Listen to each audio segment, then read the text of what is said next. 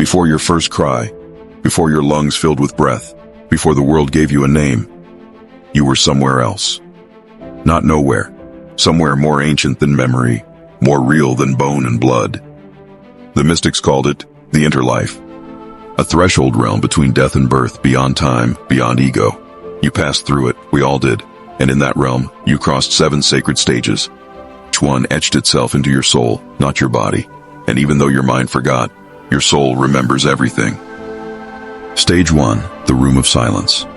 This is where it begins. You arrive not as flesh, but as awareness. No eyes, no name, no past, just presence. You float in a silence that breathes. It doesn't echo. It doesn't ask. It knows. This silence is not empty. It is full of memory, full of consequence, full of everything you've ever been. And suddenly the past returned, not in pieces, but all at once. You feel the heat of wars fought under forgotten flags, the softness of children once held and never forgotten, the ache of promises you broke lifetimes ago, the grief of mothers you never forgave. Each one brushes against you like smoke. Then, a question rises from the silence. Are you ready to go back? You don't answer with words. You ache with unfinished purpose, and the silence, satisfied, parts like a curtain. You step through. Stage 2, the table of agreements. You enter a chamber where light has no source. At the center, a round table.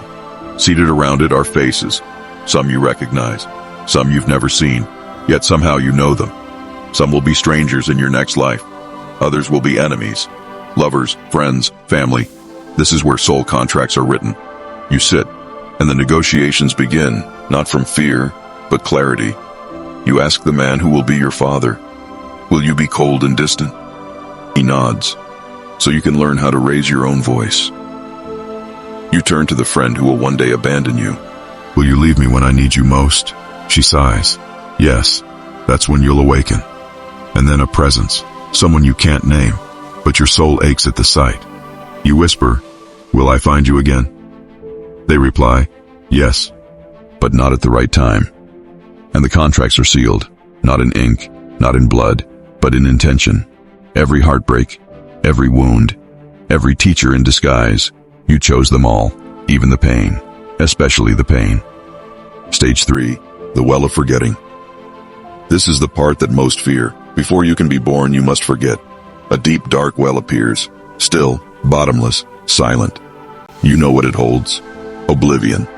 Not of things, of truth. You will forget who you were. You will forget why you came. You will forget that you chose any of this. Why? Because Earth is a school of amnesia, and wisdom must be remembered, not handed to you. You hesitate. You feel the vastness of who you are, a warrior, a healer, a poet, a storm. But you chose this descent, and so, you drink. With each sip, memories fall like ash.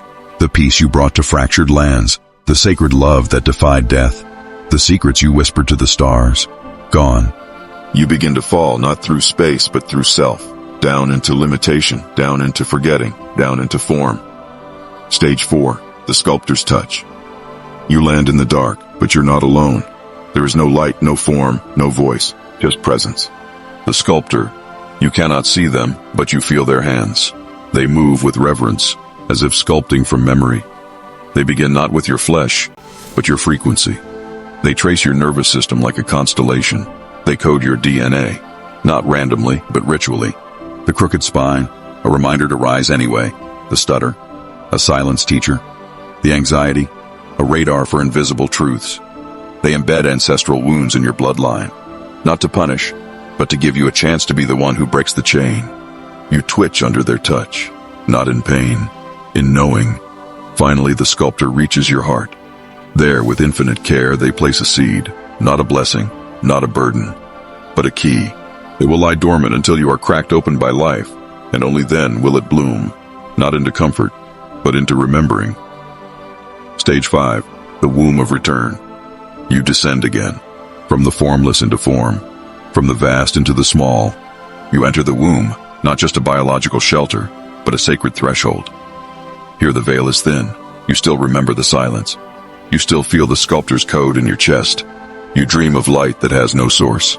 Sometimes, your mother sings a song from a life you once lived. Sometimes her fear touches you like smoke. You feel it all, because you're still close to where you came from. But as your due date nears, the forgetting thickens. Memories become impressions.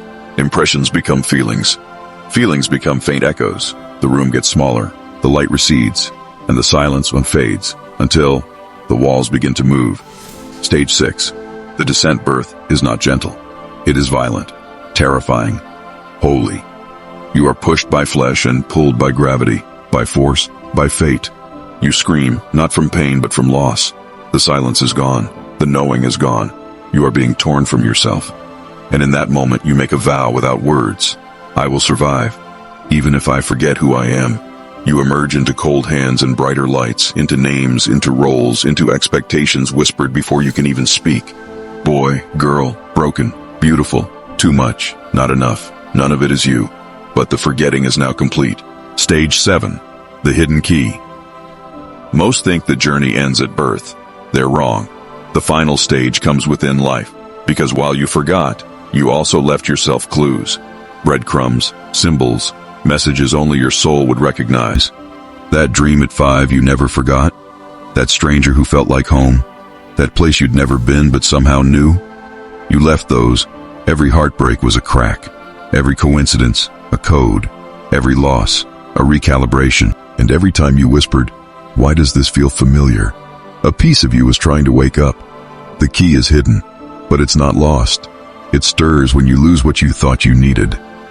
It stirs when the world breaks you, because only then can the seed inside you finally hear the call.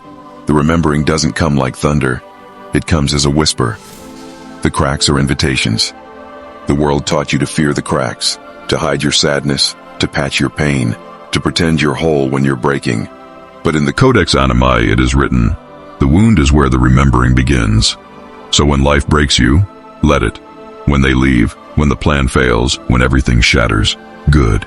Because that's when the seed inside you hears its cue, the one the sculptor placed, the one you forgot, until now. It begins to stir, not with fireworks, with a tremble, a whisper in the bones. There is more. You're already walking backward. Here is the twist no one tells you. You are not moving forward through life. You're walking backward through the stages. You left the womb. You carried the sculptor's marks. You drank from the well of forgetting. Now you're circling the table again. You begin to see it. That betrayal wasn't random. It was chosen. That heartbreak wasn't punishment. It was preparation. That emptiness wasn't failure. It was invitation. When you stop resisting chaos, you begin to see the architecture, the pattern, the precision, the genius of your own design. You were never a victim. You were the author. And now you're remembering the script. Return to the room of silence. The final return doesn't come in death. It comes in stillness. One night you sit, no screen, no music, no mask, just you. And then it happens. That same silence from the beginning, not empty, not quiet, but knowing. It wraps around you, not like a fog, but like a warm hand. And slowly you remember, not your name, not your story, but your vow. The one you made before the scream, the one you whispered at the table, the one you encoded in every crack life gave you. You remember why you chose this? You remember that you are not broken. You are becoming. The Codex Animae lives in you. It was never a book. It was never written on paper. It's the blueprint inside you. The pulse beneath your boredom. The ache beneath your ambition. The truth that no sermon, no therapist, no trend can give you. It hums when you stare too long at the stars. When a smell rips open a memory you can't explain. When a stranger says something and it feels like prophecy. That's not madness. That's memory. You are not just remembering who you are. You are remembering what you came here to do. The final twist. You never left. The biggest lie is that you were born. You weren't. Not fully. A part of you stayed behind, in that room, at that table, by that well, still whispering into your dreams. The 7 stages don't happen once. They are cyclical.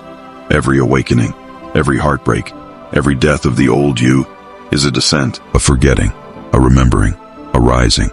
And each time you come back stronger, not to escape life, but to live it as your soul intended.